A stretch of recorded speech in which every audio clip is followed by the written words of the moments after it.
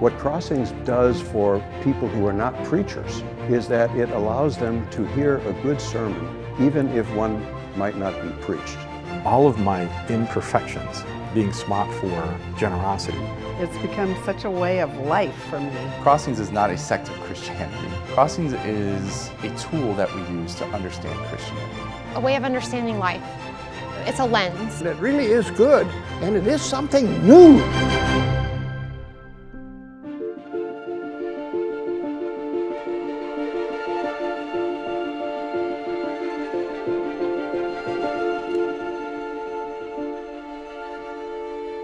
I've gotten a lot of value from Crossings in being able to see theologically the thread that will run through the particular text for that particular text study. And so that provides a theological journey to follow, and also provides some images that I can use for sermon preparation. I think that Crossings, of course, I had the aha moment before I really began using Crossings, but that has reinforced that aha experience in my life of that the law, it just drives you to the gospel, but the gospel is truly the promise of Christ, the promises that God gives to us through Christ crucified and risen. And I think that really is where I resonate with everything then in my life, not only personally, but as a pastor, as a leader in the church.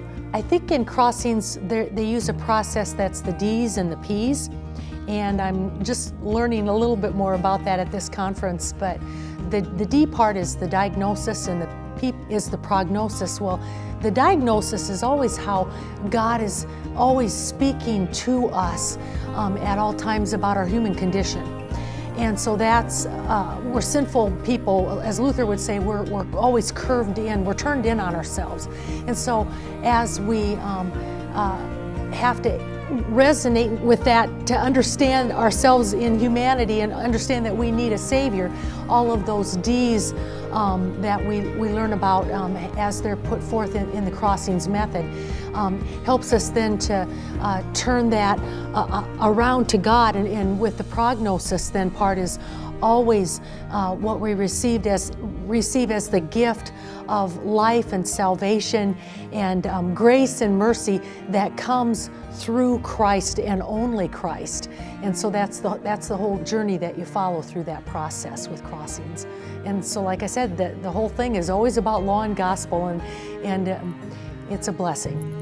In my preaching using the Crossings method, it has really added a lot of flavor, I think, to the way that I preach, and also kept me not from going on too many rabbit trails, but using good illustrations that always make it come back to always that diagnosis that we are people that need a Savior.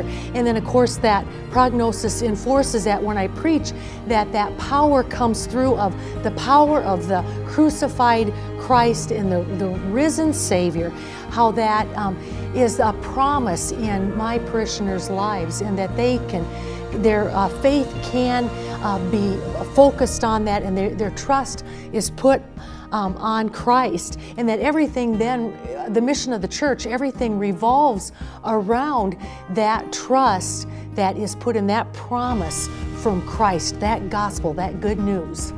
What I'll take home from the conference, what's sticking with me, is that I can be courageous in these times, and that I can trust in the gospel that it has enough power. The good news of Christ crucified and risen has enough power to meet any kind of need that we have in this world. It can meet any kind of need that I am as a person, as a pastor, for my congregation, that we have the courage. God gives us the courage as a gift that we can go out into our world, and we can share the love and the mercy and the grace of Christ, because it is a gift, and God gives that to us for life and for salvation.